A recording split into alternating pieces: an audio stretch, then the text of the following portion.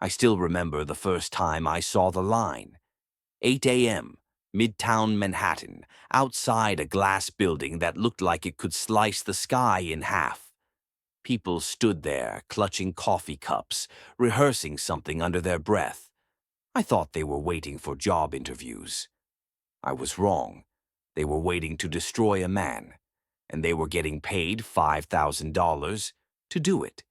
Welcome back to the channel, and if you're new here, welcome. We tell stories that hit close to home, stories about people, choices, and the weight they carry. Drop a comment and let us know where you're watching from. And if you haven't already, consider subscribing. Now, let's get back to it. The brushed steel sign read, Valamonte Holdings, Level 42. Inside, on the 42nd floor, sat Cassian Virelli, 38 years old, black billionaire, tech mogul, cold as the glass walls around him. He didn't hire these people to praise him. He hired them to insult him. To his face. No filters, no apologies, just 5 minutes of brutal, personal attacks. His assistant, Elowen Hart, didn't understand it. She was sharp, efficient, 32 years old with steel-gray eyes. She'd worked for CEOs, politicians, even minor royalty. But this was different. Every morning, strangers walked into Cassian's office with prepared speeches, and every morning they walked out shaken. Because Cassian never reacted. He just listened and wrote something down in a worn leather notebook. The media called it performance art. Twitter called it billionaire masochism. Late-night hosts made jokes. But no one knew the real reason. Not yet. The first person that morning was Tavion Mercer, laid-off construction worker, calloused hands, anger carved into every line of his face. He didn't waste time. "You think you're self-made," Tavion snapped. "You had connections, investors. You got lucky, born at the right time in the right zip code with the right last name. Guys like you always act like you did it alone. But you didn't. You never do." Cassian's dark eyes stayed fixed on him, steady, unreadable. He picked up his pen and wrote in the notebook. "Continue," Cassian said quietly. Tavion blinked. Most people would have defended themselves by now, but Cassian just sat there, waiting for more. The next session was Rowena Pike, former journalist, blacklisted after exposing tech labor practices, gray blazer, bitter expression. "You hide behind philanthropy to cover your guilt," she said. Her voice was clipped, precise. "You build schools in Africa and fund homeless shelters, but it's all just PR. You want to feel better about stepping on people. Every dollar you donate is blood money." Cassian nodded once, wrote something down. Next, the insults got darker as the day wore on. "You're emotionally stunted, incapable of real connection. You don't know how to love anyone, that's why you're alone. You're terrified of being ordinary, of being forgotten. You don't deserve what you have. Deep down, you know it." Each time, Cassian absorbed it. No anger, no defense, just that same quiet recording. And outside his office, Elowen watched. She was starting to notice something disturbing. He wasn't hiring random people. Elowen pulled the intake forms late that night, cross-referenced backgrounds, ran searches. A pattern emerged. Divorced parents, former addicts, children of absent fathers, people who'd been abandoned, people who knew what it felt like to be left behind. Every single one. Why would a billionaire specifically target people who understood abandonment? What was he looking for in their words? The board of directors called an emergency meeting. Valamonte Holdings was publicly traded. Stock prices were dropping. Investors demanded answers. Beaumont Creed, the aging chairman, stormed into Cassian's office. Silver hair, old money confidence, expensive cufflinks catching the light. This is humiliating, Beaumont said, adjusting those cufflinks. You're damaging the company brand. The shareholders are losing faith. Cassian leaned back in his chair, fingers steepled. I'm investing, he said. In what? Beaumont's voice rose. In accuracy. Beaumont stared at him like he'd lost his mind. You're paying people $5,000 to tell you you're a bastard. That's not an investment. That's insanity. Cassian turned back to his computer, dismissing the chairman without another word. Meanwhile, across the city, Sable Knox was digging. Investigative podcast host, black woman with a razor-sharp mind. She'd exposed corporate fraud, political scandals, celebrity lies. Now she wanted Cassian Varelli. Why was a billionaire paying strangers to insult him? Where was the money really going?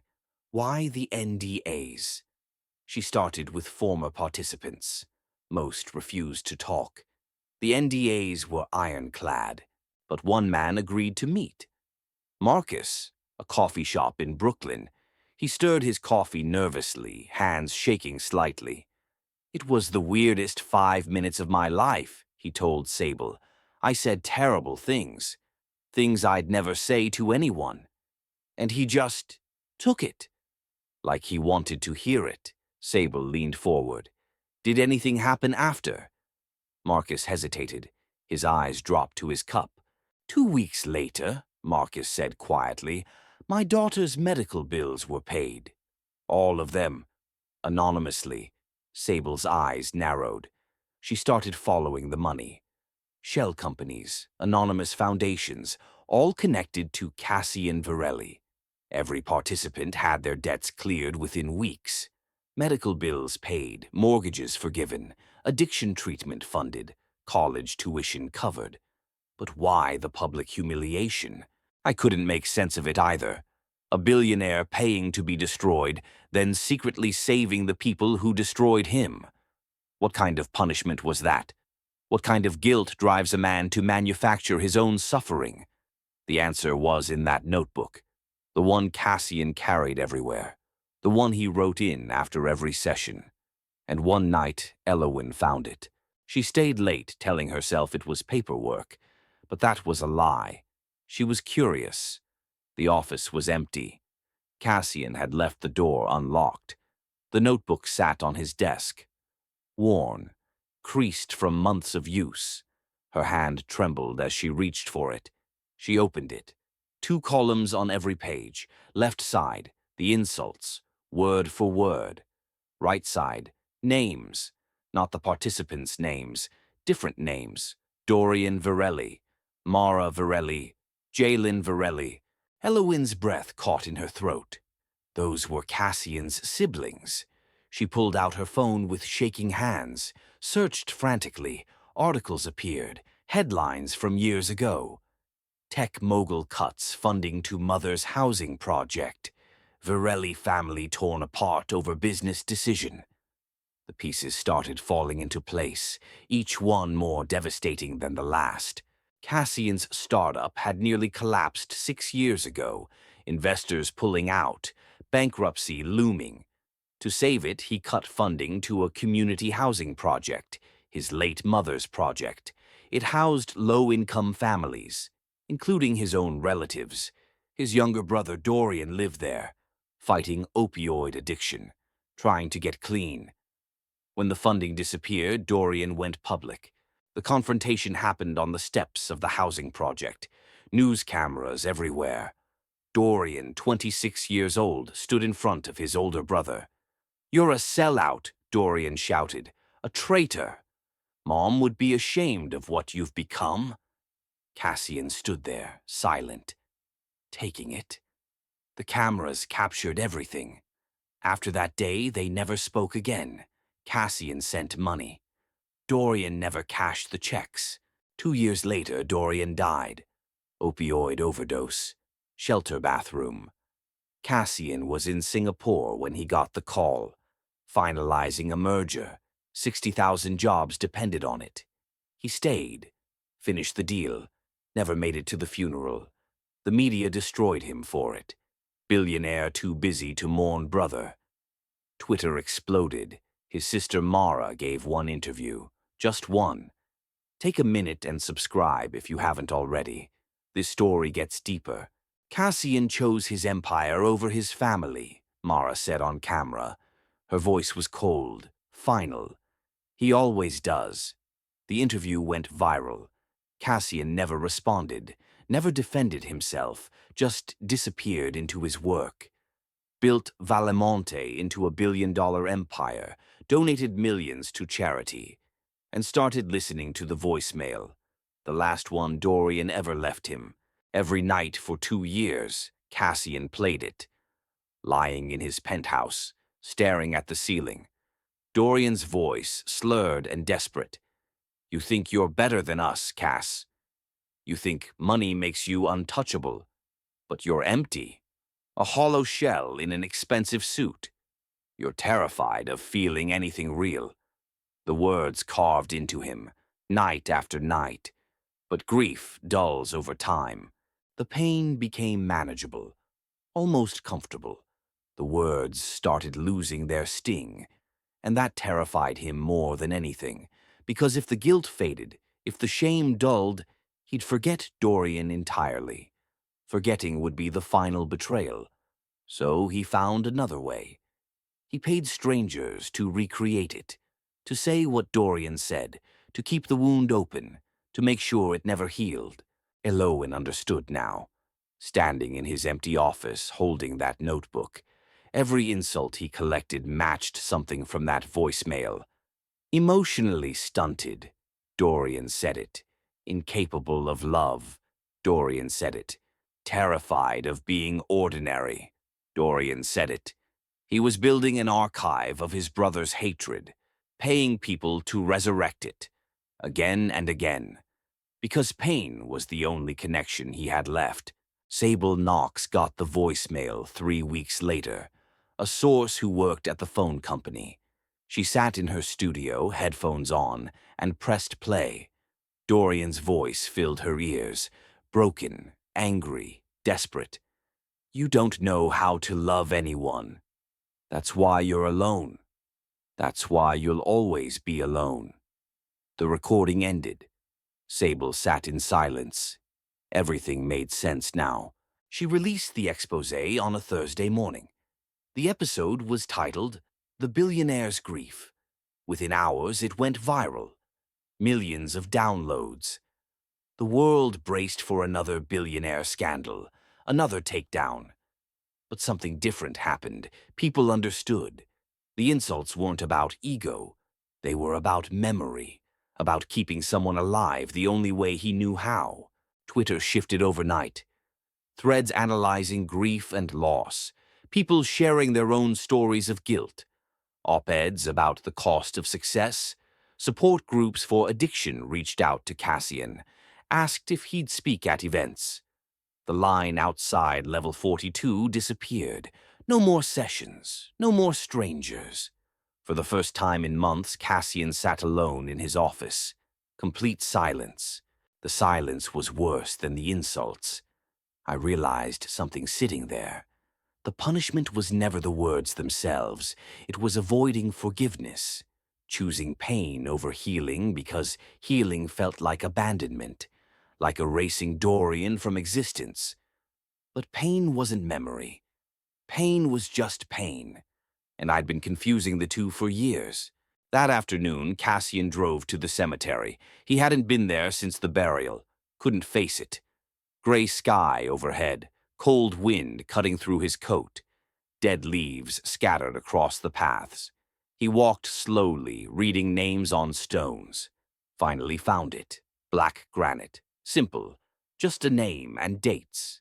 Dorian Marcus Virelli, 1988 to 2023. Beloved brother, son, friend. Cassian's knees hit the wet grass. His expensive suit soaked up mud. He didn't care. Words caught in his throat.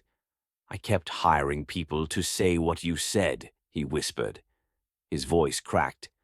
I thought if I kept hearing it, I'd remember you. But you weren't angry because you hated me. You were angry because you wanted me to come home. Tears fell, real ones, not the controlled kind he'd perfected for cameras, raw, ugly, human. And I never did. I'm sorry, Dorian. I'm so sorry. The wind picked up, scattering more leaves across the grave. Cassian stayed there for an hour, maybe longer, finally saying the words he should have said years ago. When he finally stood, something had shifted. The weight wasn't gone. It would never be gone.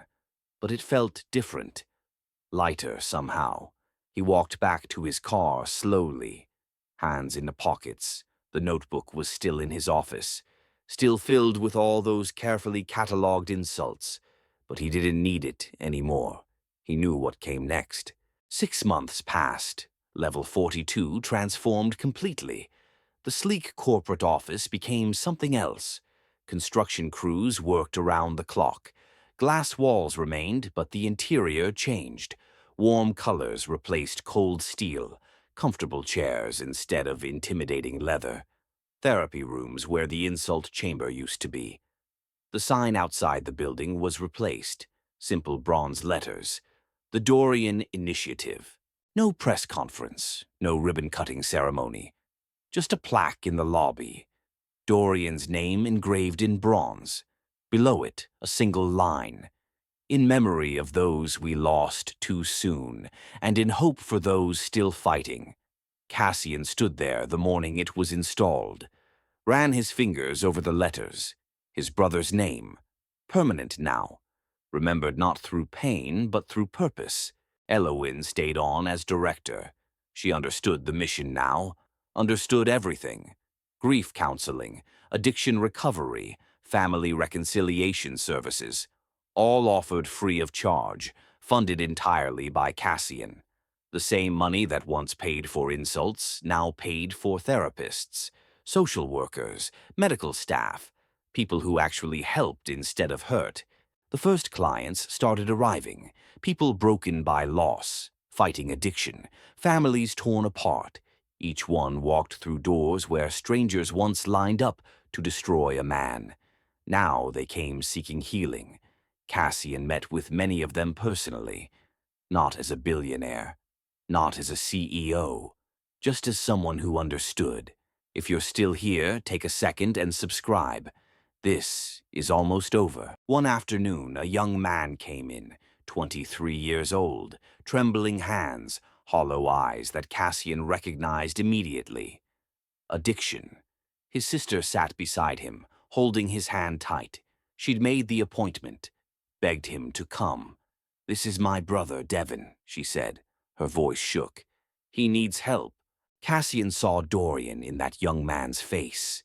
The fear, the shame, the desperate hope that someone might actually care. "You're here," Cassian said quietly. "That's the hardest part. You showed up. That takes more courage than you know." The young man's eyes filled with tears. His sister squeezed his hand tighter. "We didn't know where else to go," she whispered. "You came to the right place," Cassian told them. He pulled out a folder. Treatment options, housing assistance, job placement programs, everything Devin would need. "We'll help you through this," Cassian said. "Every step." The sister started crying. "Thank you," she said. "Thank you for giving him a chance." Cassian's throat tightened.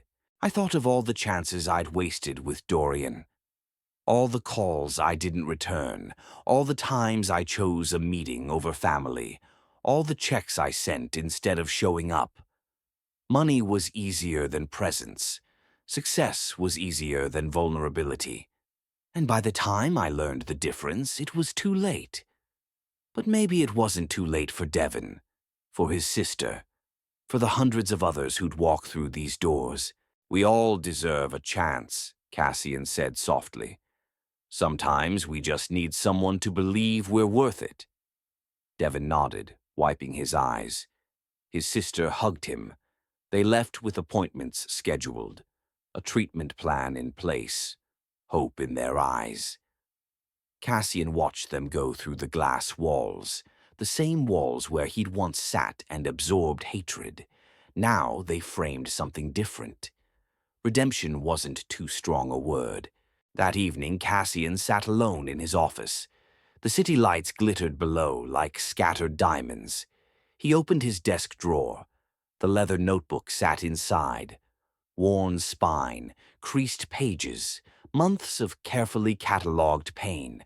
He pulled it out one final time, flipped through the pages slowly, every insult recorded, every name written beside it. Dorian's name over and over. The words didn't hurt anymore, they just existed. Artifacts of a man who didn't know how to grieve, who thought suffering was the same as remembering, who confused punishment with love. Cassian closed the notebook, ran his hand over the leather cover, then placed it back in the drawer. Not destroyed, not thrown away, just closed, finished. He didn't need strangers to punish him anymore, didn't need to keep the wound open to remember his brother, because now he was helping people heal, and in helping them, he was finally allowing himself to heal too. Memory didn't require pain. Love didn't require guilt. Sometimes the best way to honor the dead was to help the living.